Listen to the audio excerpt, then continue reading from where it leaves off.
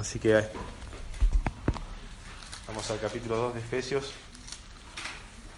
Y hoy vamos a estar estudiando los primeros 10 versículos de este capítulo. Y si alguno vio el afiche que publica Germán en WhatsApp o en Facebook, creo, tenía como título Nuestra nueva vida en Cristo. Y es justamente eso lo que vamos a ver hoy. Y quisiera que se quedaran con la siguiente verdad, por así decirlo. Y es que en nuestra salvación Dios nos capacita para vivir en buenas obras. ¿Sí? Pablo nos va a decir eso más hacia el final de los versículos, sin antes pasar por cuál era nuestra antigua condición y qué fue lo que hizo posible entonces que en un estado de muerte, como lo vamos a ver hoy, como lo describe Pablo en los primeros versículos, pasamos a ser nuevas criaturas capacitadas para vivir en buenas obras. Y es justamente la obra de Dios en medio de estas dos cosas que es lo que cambia nuestra condición o nuestra posición delante de Dios. Entonces lo que vamos a ver hoy es eso. En la salvación Dios nos capacita para vivir en buenas obras. Vamos a dar lectura. Efesios 2, versículo 1, dice: Y Él os dio vida a vosotros cuando estabais muertos en vuestros delitos y pecados, en los cuales anduvisteis en otro tiempo, siguiendo la corriente de este mundo, conforme al príncipe de la potestad del aire, el espíritu que ahora opera en los hijos de desobediencia, entre los cuales también todos nosotros vivimos en otro tiempo en los deseos de nuestra carne, haciendo la voluntad de la carne y de los pensamientos, y éramos por naturaleza hijos de ira, lo mismo que los demás. Pero Dios, que es rico en misericordia, por su gran amor con que nos amó, aun estando nosotros muertos en pecado, nos dio vida juntamente con Cristo. Por gracia sois salvos. Y juntamente con Él nos resucitó, y asimismo nos hizo sentar en los lugares celestiales con Cristo Jesús, para mostrar en los siglos venideros las abundantes riquezas de su gracia en su bondad para con nosotros en Cristo Jesús. Porque por gracia sois salvos, por medio de la fe, y esto no de vosotros, pues es don de Dios, no por obras, para que nadie se gloríe, porque somos hechura suya, creados en Cristo Jesús para buenas obras, las cuales Dios preparó de antemano para que anduviésemos en ellas. Vamos a orar. Padre, venimos delante de ti de nuevo, Señor, a rogarte, Señor, tu ayuda, tu socorro, Señor, tu auxilio, para que nos hables, Señor, por medio de tu palabra, para que sean tus verdades, Señor, las que transformen nuestros corazones, para que sea tu verdad, Señor, la que moldee nuestros pensamientos, nuestra cosmovisión de qué es el hombre sin Cristo, nuestra cosmovisión de qué es la salvación, nuestra cosmovisión de cuál es nuestra nueva vida en Cristo. Rogamos, Señor, que nos enseñes y que obres también en salvación si así lo deseas, Señor. Encomendamos este tiempo en el nombre de Jesús. Amén. Bien, Pablo entonces hace este tipo de transición antes de explicarnos cuál es nuestra nueva vida en Cristo, cuál es nuestra naturaleza. Él comienza hablando de cuál es nuestra condición sin Cristo, o cuál era nuestra condición antes de ser salvado. Y quizás para recordar un poco, Pablo escribe la carta a unos creyentes que se encontraban en la región de Éfeso. Mencionamos que eran con mucha probabilidad personas de diferentes tipos de trasfondos, ¿sí? No es como hoy que una persona llega a la iglesia y escucha el Evangelio y ya medio que tiene algo familiarizado con la Biblia, con Jesús, el pecado, quizás tiene alguna noción del Evangelio, quizás ha estado en su niñez en alguna iglesia. Pero no fue así con los primeros creyentes en Éfeso. Las personas eran sumamente religiosas en aquel momento, al punto de que a los cristianos que tenían un solo Dios, o que proclamaban decir nosotros creemos solamente en el único Dios, se les decían que eran ateos a los cristianos. Incluso a los judíos se les decían ateos porque no tenían toda la cantidad de dioses que sí tenían las otras personas. Y Pablo lo que está haciendo en Éfeso es, a la luz de toda esta gente que se estaba sumando a la iglesia, tratar de poner un fundamento bien sólido y profundo y general de qué significa ser creyente, qué significa ser cristiano, qué significa ser parte de la iglesia, algo que va a tocar en el capítulo 2 y 3 y 4 en adelante, qué significa ser salvado, cuál era nuestra antigua condición, todas verdades generales que hacen a esta carta de Éfeso una carta muy aplicable a cualquier época, por así decirlo, cualquier época, en cualquier iglesia, en cualquier circunstancia, son verdades universales en cualquier momento.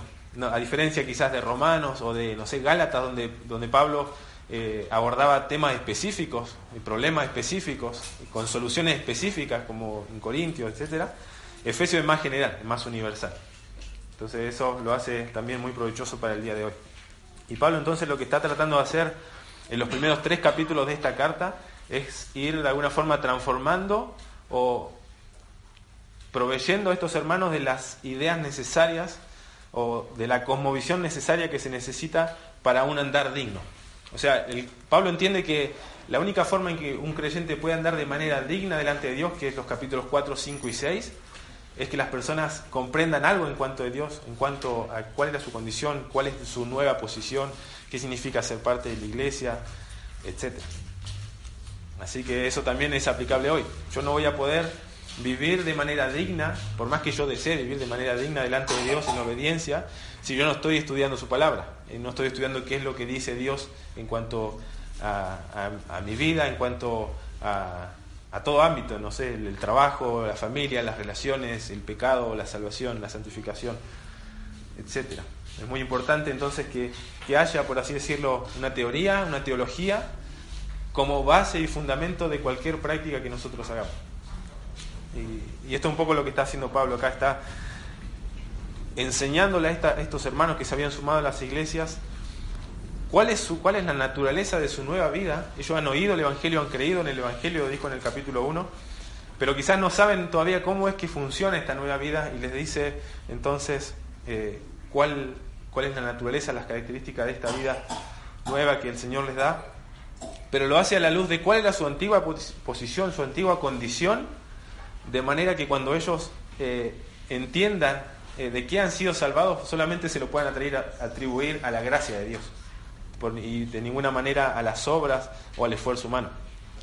Y lo primero que hace Pablo entonces, en esta transición que mencioné, en los primeros 3 versículos, él nos va a describir, nos va a retratar, nos va a pintar como una fotografía completa de cuál era nuestra condición, cuál es la condición de cualquier persona sin Cristo, ¿sí? Y dice así, versículo 1, Él os dio vida a vosotros cuando estabais muertos en vuestros delitos y pecados. Y acá Pablo usa esta metáfora de muerte, no está hablando de que literalmente estaban muertos, ¿sí? Eran personas que vivían, que podían vivir. De hecho ahí dice que ellos andaban en algo, así que es una muerte más bien espiritual, se puede decir, separados de Dios, de su vida, de su voluntad, del conocimiento de Dios. Pero es una metáfora que alude más bien a una especie de incapacidad, a una especie de imposibilidad o de inhabilidad de la persona de poder responder a Dios, de poder responder a lo que Dios quiere, o de poder siquiera conocer a Dios, o de poder siquiera querer conocer a Dios.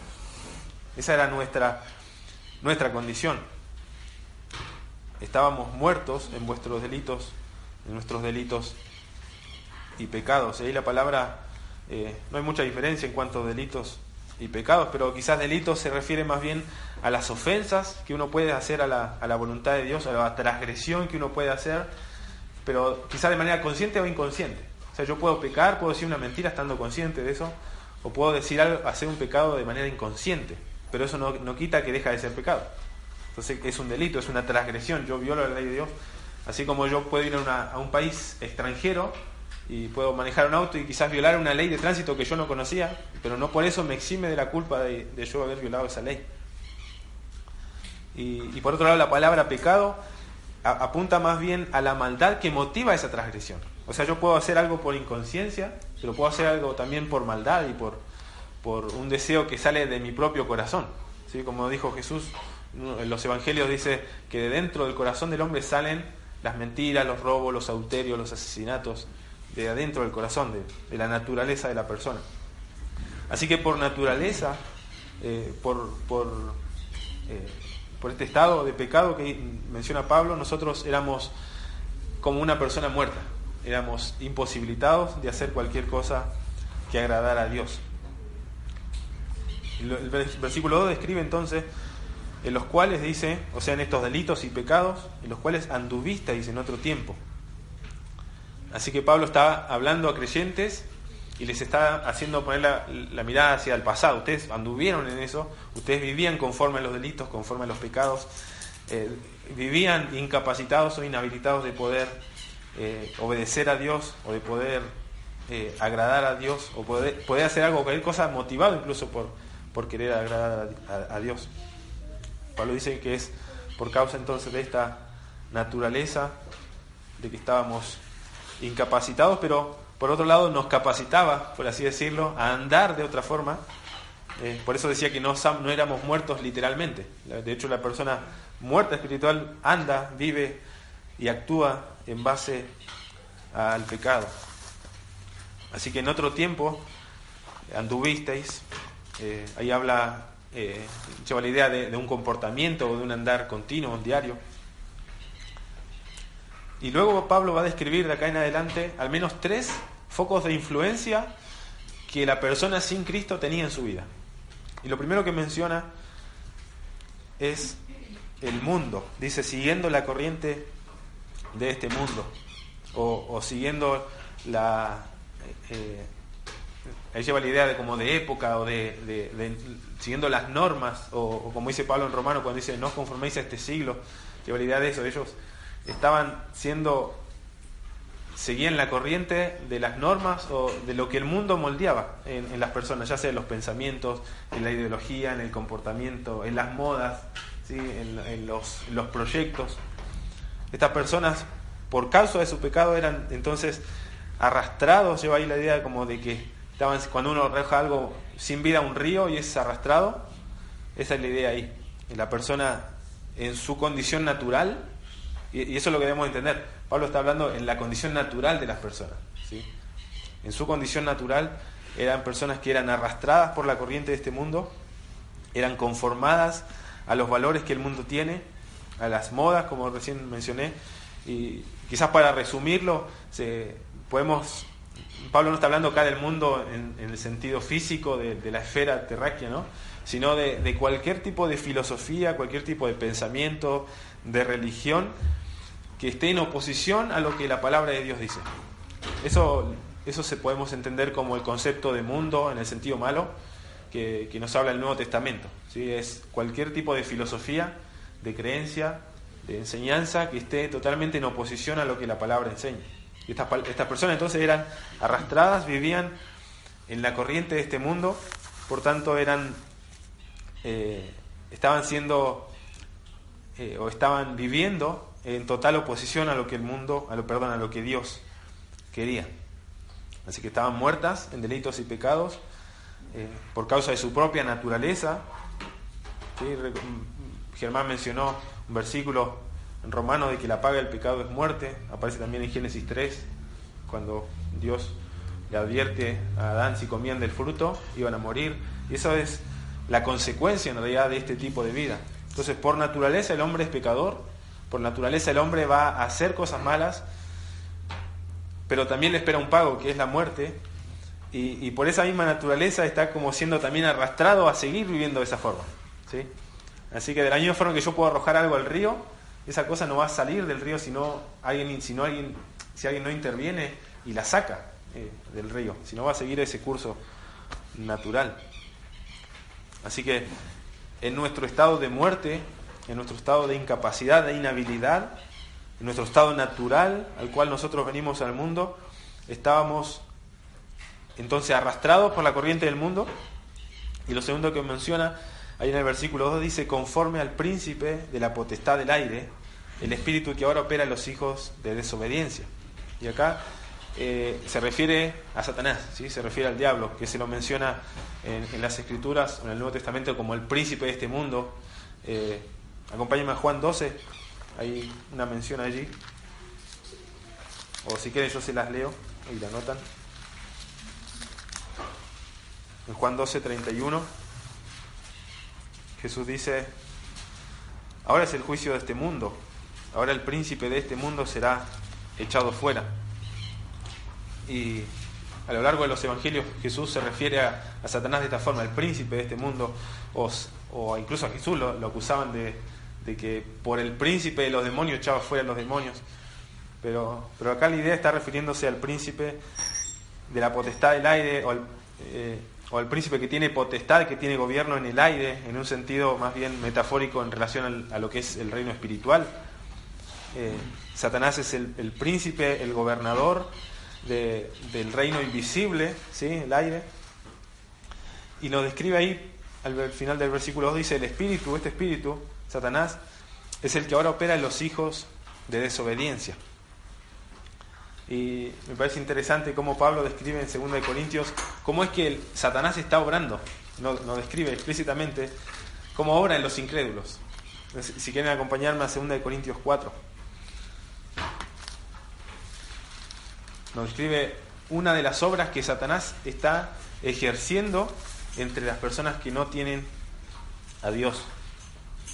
2 Corintios 4, versículo 3 y 4. Dice: pero si nuestro evangelio está aún encubierto, entre los que se pierden está encubierto, en los cuales el Dios de este siglo cegó el entendimiento de los incrédulos para que no les resplandezca la luz del evangelio de la gloria de Cristo, el cual es la imagen de Dios. Así que este espíritu, este príncipe de la potestad del aire está obrando, está operando en los hijos de desobediencia, cegándoles cualquier posibilidad de que las personas puedan comprender el evangelio. Así que piense esto: las personas están muertas espiritualmente, por un lado, están inhabilitadas de poder conocer, entender algo a Dios, están siendo arrastradas por la corriente de este mundo a un pensamiento totalmente opuesto a Dios, pero también están influenciadas por Satanás, quien los está cegando y no pueden conocer el evangelio ni entenderlo.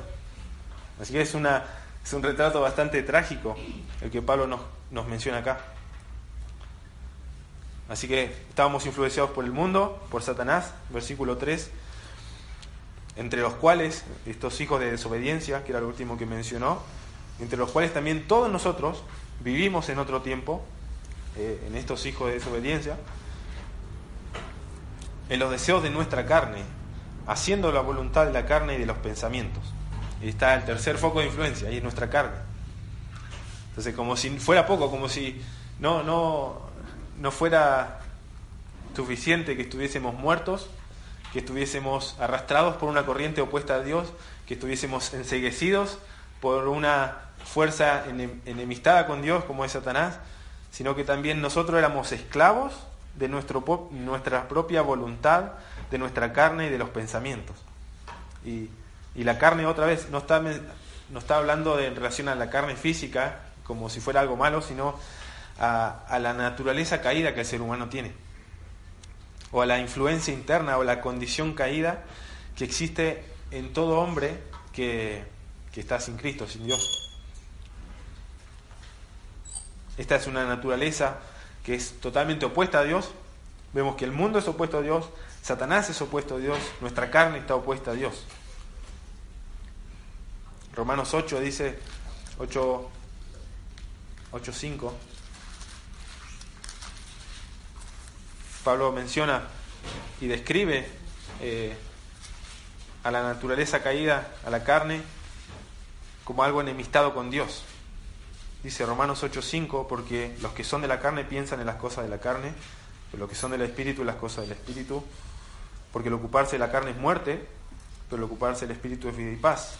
Versículo 7, por cuanto los designios de la carne, los pensamientos de la carne, son enemistad contra Dios, porque no se sujetan a la ley de Dios, ni tampoco pueden, y los que viven según la carne no pueden agradar a Dios. Así que esta condición caída, la carne, la naturaleza natural, original, con la cual las personas llegan a este mundo, es una naturaleza, una condición enemistada con Dios. Y dice, no se sujetan a la ley de Dios, los pensamientos de la carne, todo lo que sale de la carne, no se sujeta a la ley de Dios, a la voluntad de Dios, ni tampoco puede. O sea, no quiere sujetarse, y aunque quisiera sujetarse, tampoco podría. Y Pablo nos describe, volviendo a Efesios, entonces que nosotros éramos esclavos, hacíamos la voluntad de nuestra carne. Nuestra carne era una especie como de señor que nos ordenaba algo y nosotros obedecíamos con placer,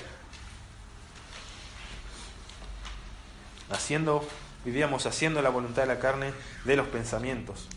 Y eso eran los tres focos de influencia que teníamos, o que tiene la persona en su estado natural y sin Cristo, sin Dios, o antes de ser salvo.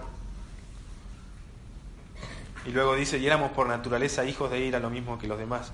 La condición lógica, la consecuencia lógica, o como si fuera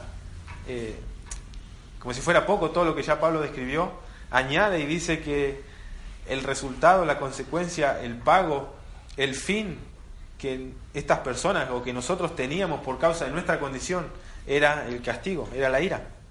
Dice, éramos por naturaleza hijos de ira. Éramos hijos de desobediencia en la práctica, éramos por naturaleza hijos de ira en nuestra condición. La ira, el castigo, era nuestro fin, nuestra consecuencia inevitable, por así decirlo. Romanos 2 dice algo en cuanto a esto. Romanos 2:4 dice, oh, menospreciáis la riqueza de su benignidad, paciencia, longanimidad, ignorando que su benignidad te guía al arrepentimiento, pero por tu dureza, por tu corazón no arrepentido, de condición caída, atesoras para ti mismo ira, para el día de la ira y de la revelación del justo juicio de Dios, el cual pagará a cada uno conforme a sus obras. Vida eterna a los que perseverando hacen el bien, perseverando en bien hacer, buscan gloria y honra e inmortalidad, pero ira y enojo a los que son contenciosos y no obedecen a la verdad, sino que obedecen a la injusticia. Tribulación y angustia sobre todo ser humano que hace lo malo, el judío primeramente y también el griego. Así que en esta condición en la cual estábamos por naturaleza afectados por nuestro propio pecado, solamente buscábamos hacer el pecado, nos deleitábamos en ello, estábamos arrastrados por la corriente de este mundo que era opuesta a Dios, estábamos enceguecidos por Satanás, no podíamos ver ningún tipo de gloria en el Evangelio, no podíamos entender el Evangelio, estábamos también esclavizados a esta naturaleza, y como consecuencia entonces la ira de Dios era lo único que nosotros merecíamos, el castigo, el justo juicio de Dios, decía Romanos. Así que la ira de Dios muchas veces suena como algo malo, pero es solamente el carácter de Dios revelándose al pecado del hombre. Es la justicia de Dios revelándose al pecado y a la maldad del hombre. Cantábamos recién gracia y paz, y decía, ¿cómo puede ser gracia y paz para el transgresor, el ladrón sin valor? Dios dice que nuestro juicio es morir, eso está claro en la Escritura, por la eternidad, en dolor, sin ti. Y surge esa pregunta de cómo puede ser, cómo fue que Dios entonces pudo, entre comillas, pasar por alto su justicia. Si la ira de Dios es una revelación justa del carácter de Dios, ¿cómo puede Dios negarse a ejercer su justicia y perdonar a una persona así, una persona muerta, esclava y enemiga de Él? Eso es lo que va a describir en los siguientes versículos, versículo 4.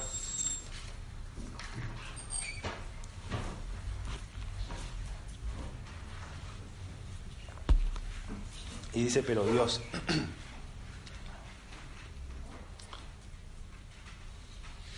que es rico en misericordia, por su gran amor con que nos amó, aun estando muertos en pecado, nos dio vida juntamente con Cristo, y por gracia sois salvos.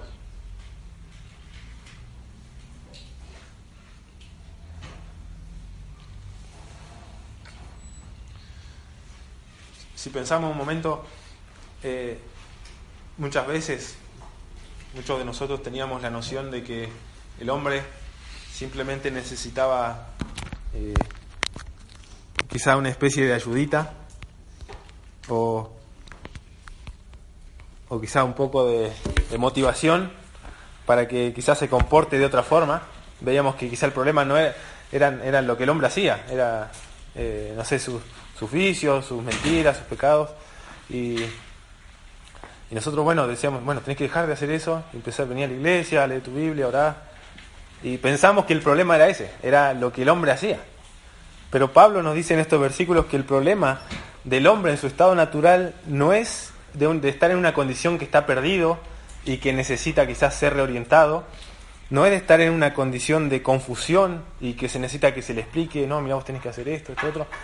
No está en una condición de infelicidad y que necesita una solución a su problema. Muchas veces hacemos eso. Viene gente con problemas, le tratamos de resolver su problema y eso quizás le va a traer felicidad, o nos acercamos a Dios buscando eso, que solucione algo en nosotros. No es un problema de debilidad, de que el hombre necesita quizás esfuerzo o ánimo en algo, motivación. El hombre no está enfermo, no es un enfermo que necesita rehabilitación. Pablo nos dice que el hombre es una persona que está muerta y que necesita resurrección. Por tanto, la única esperanza para las personas no es hace esto, deja de hacer esto, mirá, hace esto, te voy a motivar a hacer esto. No, el hombre necesita vida, está muerto, y la única vida que puede recibir es de Dios y que viene por medio del Evangelio.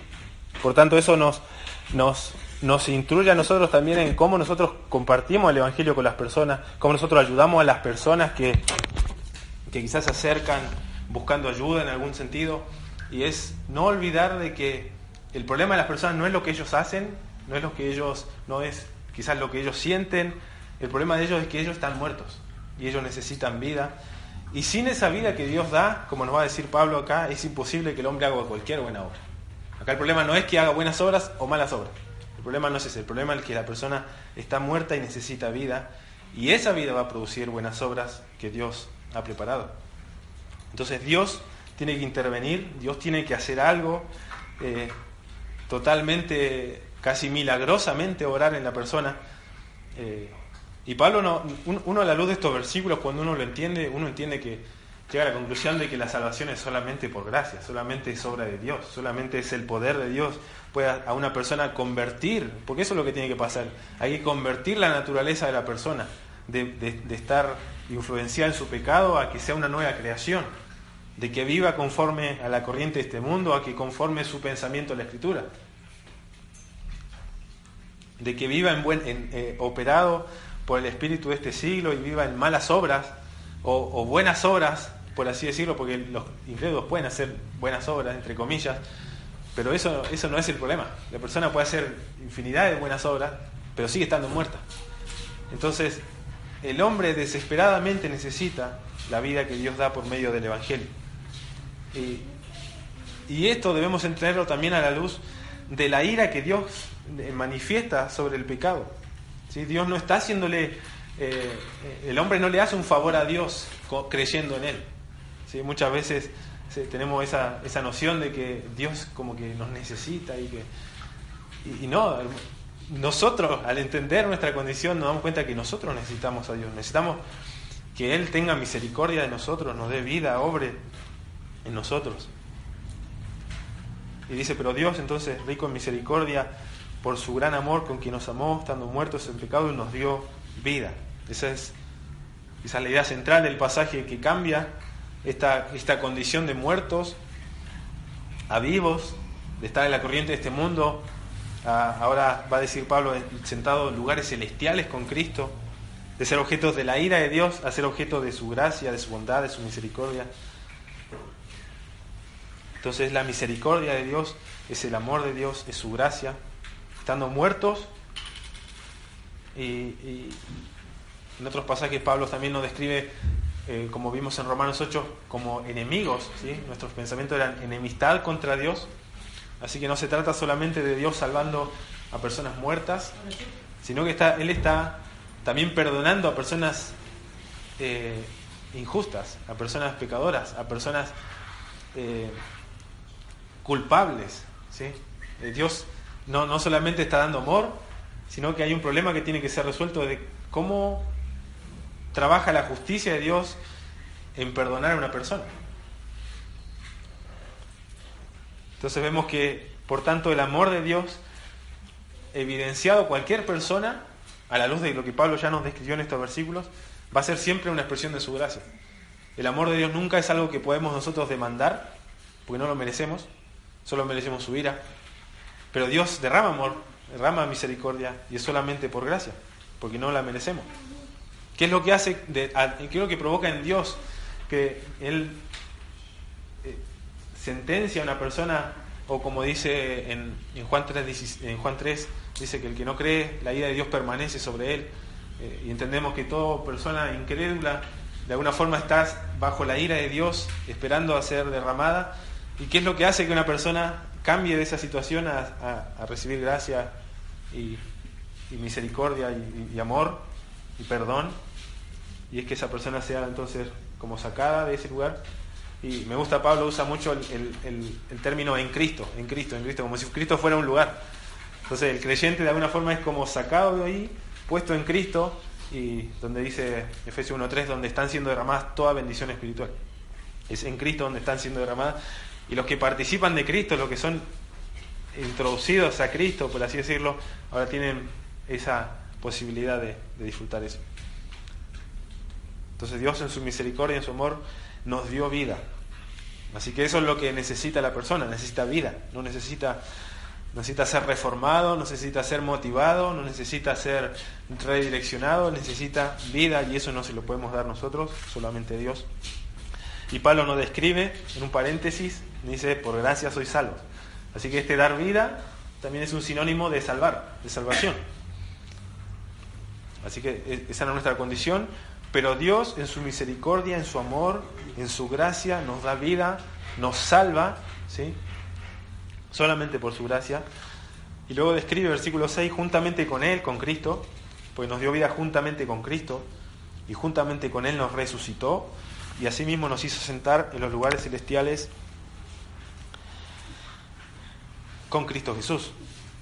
Así que ha habido un cambio de posición en el creyente, en la persona que ha creído el Evangelio, que ha recibido vida nueva. Ya no está en el mundo, está sentada en lugares celestiales, es objeto de la gracia, de la bondad de Dios, ha sido resucitada y ha sido sentada entonces con Cristo, donde Él está recibiendo toda bendición espiritual, como comenzó Pablo en Efesios 1:3.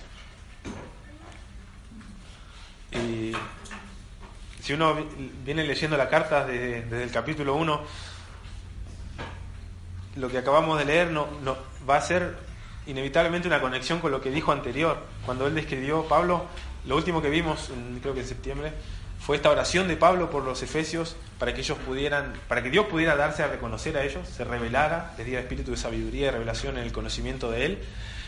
Y Pablo describe 3 cosas que él quería que supieran. Y era cuál era la esperanza que ellos habían sido llamados, cuál es la riqueza o la gloria de su herencia en los santos, y lo tercero que Pablo menciona es cuál es la supereminente grandeza del poder que opera en nosotros, en los creyentes, en nosotros los que creemos, y describe una manifestación de ese poder de Dios en la resurrección de Cristo, y dice, ese poder fue el que operó en Cristo, resucitándole de los muertos, sentándole a su diestra en los lugares celestiales, sometiendo todas las cosas bajo sus pies. Y ahora dice que Dios, al darnos vida, hace lo mismo, nos da vida con Cristo, nos sienta en lugares celestiales con Cristo.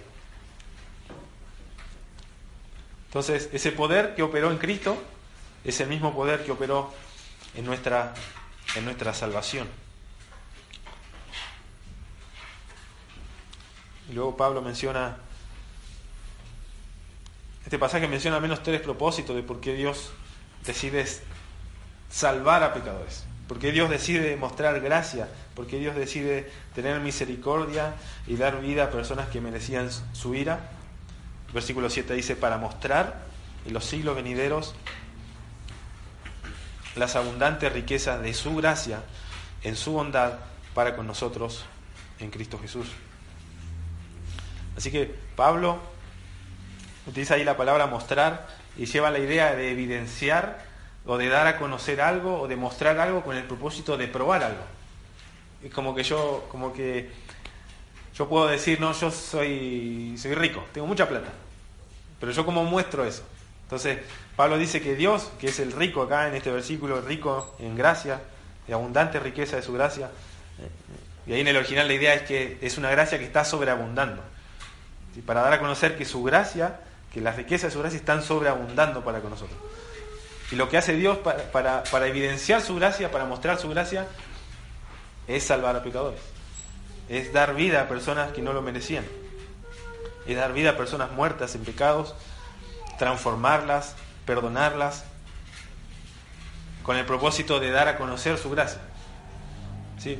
Por la eternidad, por así decirlo, va a estar el infierno, el castigo eterno, que va a ser una manifestación de la justicia de Dios.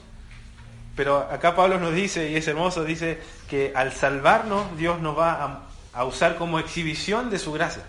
Es como que Dios va a llenar, por así decirlo, de trofeos, de manera que todos vienen, lo ven y dicen, Dios es rico en gracia, porque salvó a esta persona, salvó a esta persona. Y Dios lo hace, me lleva la idea como de alguien que como que es, como que exagera. Estas personas que tienen mucha plata y se compran los mejores autos, y como que exageran todo. Y eso está haciendo Dios, es como que quiere mostrar que yo tengo mucha gracia, mucha, y sobreabunda, y la voy a mostrar salvando y dando vida a pecadores. Esa es la idea ahí. Y es hermoso pensar igual que Dios en la salvación. Si uno piensa en la salvación, ¿de qué nos salva Dios? No sé si se ha puesto a pensar. Cuando dice por gracia sois salvos, ¿de qué nos está salvando Dios? ¿Está salvando de nuestros pecados? ¿Nos está salvando de la influencia del mundo? Según el contexto, ¿no? Estoy leyendo. ¿Nos está salvando de Satanás, que nos cegaba? ¿Nos está salvando de nuestra naturaleza caída? Yo creo que Dios nos está salvando de su ira. Dios nos está salvando de Él mismo. Por eso es gracia, porque no merecemos. Dios debe castigar a la persona, pero Dios decide salvarla de esa ira que decide que debe manifestar. Y Dios le muestra gracia, le da vida, la perdona. Y manifiesta su gracia dándole a la persona que merece ira el perdón, el amor, la misericordia que no merece. Así que piensen esto, Dios, y eso es el Evangelio, Dios nos salva de Dios. Dios nos salva de Él mismo. Dios no nos salva de nuestros problemas, no nos salva de nuestros vicios, que sí lo hace. Dios no nos salva de nuestras, quizás, no sé, penas o conflictos que podemos tener en la familia, en el trabajo, pero sí lo hace Dios. Pero la salvación en sí es Dios salvándonos de Él mismo. Es Dios salvándonos de una manifestación justa de su ira por nuestro pecado. Esa era nuestra condición. Nosotros merecíamos justamente el castigo de Dios, pero Dios en su gracia nos salva de eso. Dios en su gracia nos salva, nos da vida, nos perdona, pero eso es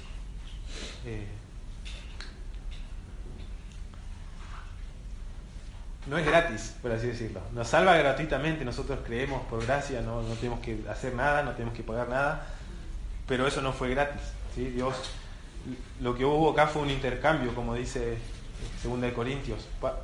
Nosotros merecíamos ira. La única persona en el mundo, en el universo, que merecía la complacencia de Dios era su Hijo, Jesucristo, el que Él no hizo pecado, agradaba siempre al Padre, fue perfecto. Y todos los demás merecíamos su justicia, su ira, su castigo. Y lo que hace Dios es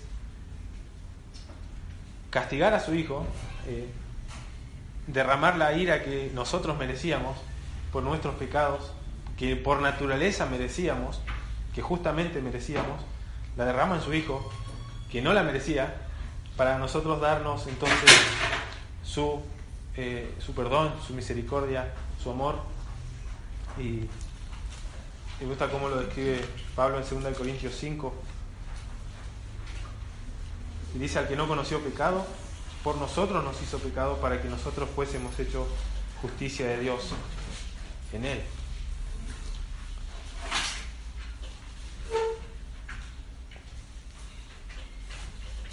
Así que la ira de Dios no es que agarra nuestros pecados y los pone debajo de la alfombra, sino que real y de manera concreta Él satisface su justicia en Cristo. Y eso es el Evangelio, es Dios. Evangelio significa buena noticia, todos lo sabemos, creo. Pero eso, Pablo dice, no, pero antes de la buena noticia hay una mala noticia. Esta es tu condición, esta era tu tu estado antes de recibir esta buena noticia, y era que merecías la ira, merecías el castigo.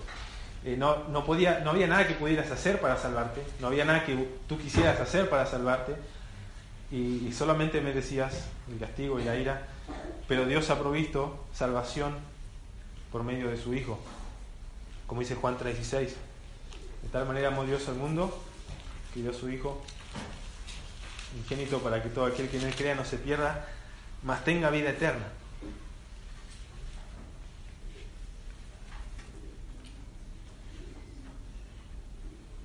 Y al final del capítulo 3 dice: el que cree en el Hijo tiene vida eterna, pero el que rehúsa creer en el Hijo no verá la vida, sino que la ira de Dios está sobre él. Así que solamente hay dos tipos de personas en el mundo. Son aquellas que creen en el Hijo, aquellas que creen, dice: yo merezco la ira de Dios, merezco su justicia, entiendo que Dios aplicó su castigo en Jesucristo por mi pecado, puso mis pecados en Jesucristo, los castigó en Él, de manera que yo creo y confío, me acerco a Dios no confiando en buenas obras, no confiando en lo que yo puedo hacer o darle a Dios, sino entendiendo yo solamente puedo ser aceptado a Dios si me identifico, por así decirlo, con Jesucristo. Si me acerco a Dios trayendo a Jesucristo, así como los israelitas traían ese cordero sin mancha. La única forma de que ellos recibieran perdón era traer un cordero sin mancha, perfecto, puro, y recibían perdón por un año. Pero nosotros traemos un cordero perfecto que no tenemos que hacerlo todas las veces, no tenemos que hacerlo muchas veces, lo hacemos una vez y para siempre. Y la persona que se acerca a Dios en esta actitud, comprendiendo cuál es su condición, qué es lo que merecía, qué es lo que Dios ha hecho, Dios nos da vida eterna. Con el propósito, como mencioné, es para mostrar que Él es un Dios rico y abundante en gracia. Y acá a esta altura creo que ya queda claro de que nuestra salvación es por gracia, no es por obras. Pero Pablo lo quiere dejar bien claro y dice, versículo 8, porque por gracia sois salvos mediante la fe. Y esto no de vosotros, pues es don de Dios, no por obras, para que nadie se gloríe. Y acá hay mucha discusión si esto no es de vosotros, se refiere a la fe, se refiere a la gracia, se refiere a la salvación. Y yo estoy más inclinado a pensar que se refiere a la salvación. Esto, el ser salvos por medio de la fe, porque eso es la gracia, eso es lo que Dios está dando de gracia, una salvación mediante la fe. O podés ser salvo obedeciendo perfectamente la ley, la cual no podés por tu naturaleza, por la corriente de este mundo, por Satanás, por tu carne, o sos salvo por medio de la fe. Tenés esas dos opciones. Y eso es gracia, que Dios te permita una posibilidad de solamente ser salvado, aceptado, solamente por creer es gracia. Y esto no de vosotros, es un don de Dios, un regalo de Dios, que queda más que claro a la luz de lo que ya hemos visto. La salvación, esta vida nueva que Dios da, es un regalo de Dios, es un don de Dios. No es por medio de obras, dice el versículo 9, para que nadie se gloríe. Así que Dios decide salvar a personas pecadoras, muertas, que merecían la ira. Dios decide darles vida, mostrar amor, misericordia, gracia, para mostrar su gracia, para mostrar que es un Dios de gracia, que sobreabunda en gracia, y por otro lado para evitar que cualquier persona se gloríe, que es lo que vimos recién en versículo 9, para que nadie se gloríe. Así, ninguna persona que entiende el Evangelio puede de alguna forma jactarse y decir, no, yo hice esto, yo quizás fui más inteligente que esta otra persona, vine a la iglesia antes, no desperdicié mi vida. Cualquier mérito que uno se pueda atribuir queda totalmente descartado al entender que no se trata de lo que yo hago, se trata de lo que yo soy. Estaba muerto y yo no podía darme vida a mí mismo, pero Dios me dio vida y fue un regalo de su gracia, por tanto nadie se puede gloriar de esto. Y como dice Pablo 3 veces en el capítulo 1, en esa doxología que vimos, que solamente para la alabanza de la gloria de su gracia. Así que Dios nos da vida, nos cambia esta posición, esta condición de muerte, con el propósito de manifestar su gracia, de evitar que cualquier persona se gloríe. Así que entender el Evangelio debería producir humildad, ¿sí? Más que orgullo.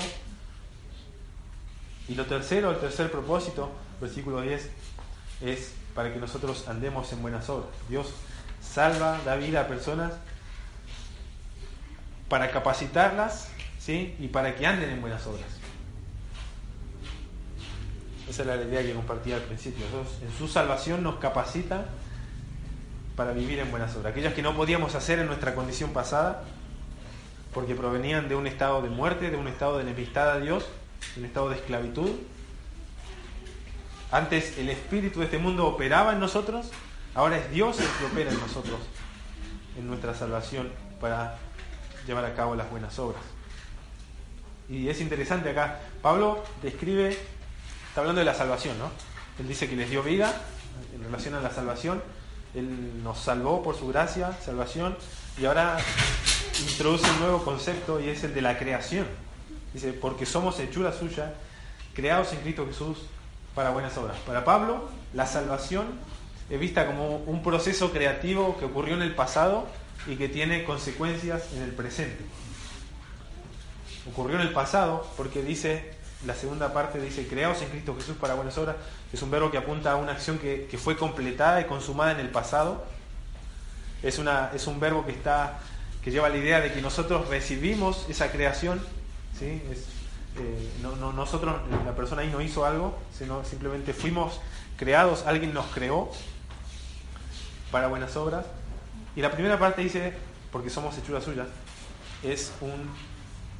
lleva la idea del verbo ahí de algo que está en presente, en continuo y que es una realidad. O sea, en un pasado fuimos creados y eso apunta a nuestra salvación, cuando nosotros creímos, cuando nosotros nacimos de nuevo, cuando Dios nos hizo una nueva criatura, cuando nos dio vida, cuando nos salvó, cuando creímos en el Evangelio. Fuimos creados en ese momento, fuimos hechos una nueva criatura, pero en el presente, lo que dice la primera parte, porque somos hechura suya, lleva la idea de una acción que está ocurriendo justamente en el presente, ¿sí? Es una acción presente, continua y que es una realidad en todo el tiempo, ¿sí? Es como que se podría quizás traducir de esta forma: estamos siendo hechos hechura de Dios. Es como que habiendo sido creados en Cristo Jesús, en nuestra salvación, hoy estamos siendo hechos hechura de Él. Esa es la idea ahí del pasaje. Y la palabra ahí hechura es poema. Hay una editorial de libros que se llama Poema, y algunos comentaristas la relacionan con esta palabra poema porque viene de ahí, y dicen, nosotros somos el poema de Dios, somos su obra de arte, y es verdad, pero la idea ahí de hechura se usa solamente 2 veces en el Nuevo Testamento, una para hablar de la creación, cuando Pablo habla en Romanos 1, creo que era, en cuanto al poder, la deidad de Dios se hacen claramente visibles por medio de las cosas hechas, las cosas creadas. Ahí está esa palabra. Y ahora la vuelve a usar en relación a la redención. Así que en estos 2 grandes eventos creativos de Dios se usa esta palabra, en la creación y en la redención. Y lleva la idea, la palabra hechura del resultado de la obra creativa de alguien, ¿sí? Es como el fruto de la obra creativa, como de un artesano, se puede decir, como que alguien construye algo con sus manos y lo termina, y eso es como su hechura. Esa es la idea ahí. Y era una palabra que se utilizaba en aquel momento, que describía a los que hacían ídolos con sus manos, a los que hacían ídolos de Diana y los vendían. Esos eran los poemas, eran las esculturas, los santuarios, los altares hechos por manos humanas. Y Pablo está diciendo acá, nosotros somos el poema de Dios, ¿sí? Nosotros no nos formamos a nosotros mismos. Y es interesante, quizás es medio, ¿cómo se dice? Quizás pensar fuera del recipiente lo que voy a decir, pero Pablo hace quizá una conexión. Dice, antes los efesios hacían templos con sus manos, y ahora dice Pablo, Dios está haciendo templos con sus manos, y cada uno de nosotros somos templos, y tiene relación quizás con el panorama general del Nuevo Testamento, donde el creyente, cada creyente es templo del Espíritu Santo. Pero lo cierto es que nosotros entonces somos hechura, estamos siendo... y lo interesante es que es una acción continua y presente. O sea que hoy, mañana y hasta que usted se muera o el Señor regrese, usted usted estará siendo una hechura de Dios, estará siendo objeto de la obra de Dios, de perfeccionamiento, de moldeamiento, y es lo que dice Pablo en Filipenses 1:6. No sé si se acuerda de ese pasaje, si lo voy a leer. Dice, estando persuadido de esto, que el que comenzó en vosotros la buena obra, la perfeccionará hasta el día de Jesucristo. Así que esto es de mucho ánimo para nosotros saber que Dios en su fidelidad se ha comprometido a perfeccionarnos todos los días. O sea, Él nos ha creado, pero también hoy nos está perfeccionando para ser conformados a la imagen de su Hijo, que es lo que describe Romanos como la meta con la cual Dios nos predestinó, para que fuésemos hechos conforme a la imagen de su Hijo. Así que, habiendo sido creados en Cristo Jesús, fuimos entonces, estamos siendo hechos perfeccionados, estamos siendo transformados, o somos objetos de la obra creativa de Dios todos los días de nuestras vidas. Y eso tenía un propósito, y es para buenas obras. Y recién entran las buenas obras en el asunto acá. No antes. Una persona quizás en su condición pasada podía hacer buenas obras, pero ese no era el problema, como ya lo dije. El problema era su condición de muerte. Y vemos acá que las obras son producidas por Dios, porque dice las cuales Dios preparó de antemano para que anduviésemos en ellas, pero Dios nos está perfeccionando para andar en esas buenas obras. Así que las buenas obras que agradan a Dios solo son posibles en aquellos que han creído en el Evangelio, que han oído el Evangelio, han creído en el Evangelio, que han recibido la vida de Dios y que están siendo objetos, o que fueron objetos de la creación de Dios, fueron una nueva criatura, y que hoy están siendo objetos del perfeccionamiento de Dios. Así que si yo no pasé por todo eso, no puedo esperar vivir en cualquier buena obra que agrade a Dios. Puedo hacer cosas a los hombres, ante los hombres que son quizás agradables a Dios, pero las buenas obras que agradan a Dios vienen de personas que han sido salvadas, han recibido vida, han sido una nueva creación y están siendo perfeccionadas por Dios.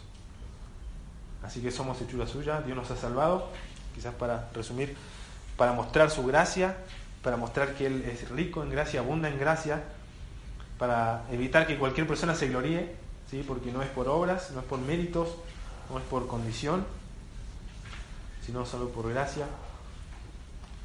Y Dios nos salva, Dios decide dar vida a personas así para capacitarlas. Vemos ahora que las buenas obras son una capacitación de Dios. Dios nos crea y nos capacita para vivir y para andar en buenas obras. Antes andábamos en delitos y pecados, dijo el versículo 2. Ahora nosotros hemos recibido una vida que nos capacita para andar en buenas obras. Y eso es el énfasis, y por eso es clave este capítulo 2, creo que es el centro de Efesios. Es clave para entender la parte práctica de Efesios. Pablo va a mencionar 4 o 5 veces la importancia del andar digno. Va a decir en el capítulo 4: yo pues por eso en el Señor nos ruego que andéis como es digno de la vocación con que fuisteis llamados. En el versículo 17 dice: esto pues digo y requiero en el Señor, que ya no andéis como los otros gentiles, que andan en la vanidad de su mente. Capítulo 5, versículo 2 dice: y andad en amor, como también Cristo nos amó. Versículo 8 dice: en otro tiempo erais tinieblas, ahora sois luz en el Señor, andad como hijos de luz. Versículo 15: mirad pues con diligencia cómo andéis. Así que Pablo, la urgencia de Pablo, la intención de Pablo es que estas personas puedan andar de manera digna, pero no van a andar de manera digna si no entienden cómo es que funciona, cómo es que llegaron, cómo es que se producen estas buenas obras, y es por medio de la perfección, del perfeccionamiento de Dios, de la obra de Dios constante en la vida de las personas. Y para eso se requiere que la persona haya sido salvada, haya creído en el Evangelio. Así que hemos sido salvados y estamos siendo capacitados para vivir en buenas obras. Dios nos está perfeccionando entonces para ser formados a la imagen de Cristo. Por tanto, las buenas obras podemos entenderlas como cualquier tipo de obra. Quizás no me he enfocado tanto a algo externo, sino más bien a algo interno, o quizás relacionado a los frutos del Espíritu que menciona Gálatas 5. Pero podemos definir buenas obras como cualquier buena obra, para la redundancia, que proviene de un carácter que es semejante al de Cristo. Cualquier obra, cualquier carácter en realidad que refleja el carácter de Cristo es entendida una buena obra, porque eso es lo que Dios está formando en cada uno de nosotros como creyentes. Y en eso la Escritura tiene un rol fundamental, ¿sí? Como dije al principio, uno no puede procurar andar de manera digna en el Señor obedeciéndole. Yo quiero obedecer a Dios, quiero vivir para su gloria, quiero hacer esto, otro. Si yo no paso tiempo en su palabra y veo quién es Dios al que yo quiero agradar, quién soy yo, qué es lo que Dios ha hecho por mí, qué es lo que se supone que debo hacer, ¿sí? Entonces nunca desasocie esto del andar digno con la Escritura. Si usted no vive, no tiene una relación, no pasa tiempo con la Escritura, usted no espere vivir de manera digna ni tampoco en buenas obras. Y en esto me apoyo en Timoteo,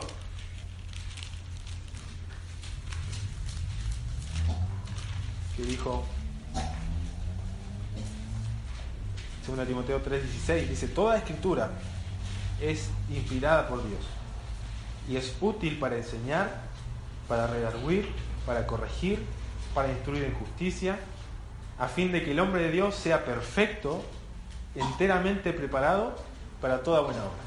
Entonces, las buenas obras producidas por Dios, las cuales Dios está perfeccionando cada día en nosotros, nos está haciendo su poema, su hechura, van de la mano de la Escritura, la cual nos hace aptos y es útil para enseñarnos, corregirnos, redarguirnos, instruirnos en justicia, o como dice el Salmo 19, para darnos sabiduría, convertir nuestra alma, alegrar el corazón, alumbrar nuestros ojos.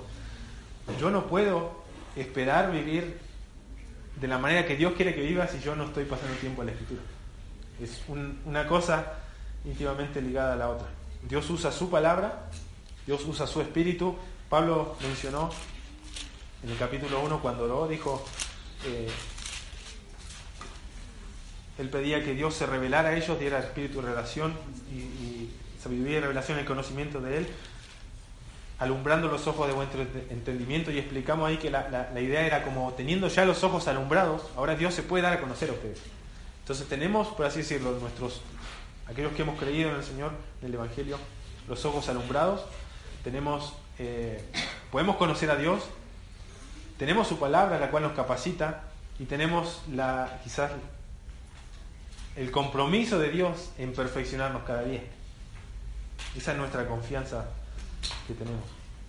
Entonces, esta es nuestra nueva vida en Cristo, ¿sí? Hemos sido salvados de esa condición que vivimos recién, de muerte. Solamente por gracia Dios nos dio vida. El problema no eran nuestras obras, era nuestra condición. Y en nuestra nueva condición, en nuestra nueva vida en Cristo, Dios nos capacita para vivir en buenas obras que reflejen el carácter de Cristo y que trabajen o que vengan quizás o sean fruto de un obrar de la palabra de Dios en mi vida. Ahora yo no sé en qué etapa de este proceso te encuentras. Yo no sé si ya eres creyente, si has creído el Evangelio, lo has entendido que no es por tu justicia, que es por la de Cristo.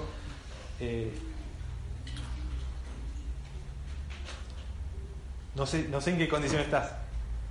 Quizás ya eres creyente, pero no sé cómo estás en tus buenas obras. No sé cómo está tu tiempo con la Escritura. No sé si Dios está obrando en ti, si la Escritura está obrando en ti. No sé si estás evidenciando estas cosas en tu vida. No sé si estás andando en ellas. Pero quizás piensa en esto. No hay ninguna excusa que un creyente pueda poner para no andar en buenas obras. Este pasaje nos deja sin excusa. No hay ninguna excusa que el creyente pueda decir, no, yo no puedo dejar este pecado. No, yo no puedo dejar este vicio. No, yo no puedo hacer esto porque me cuesta.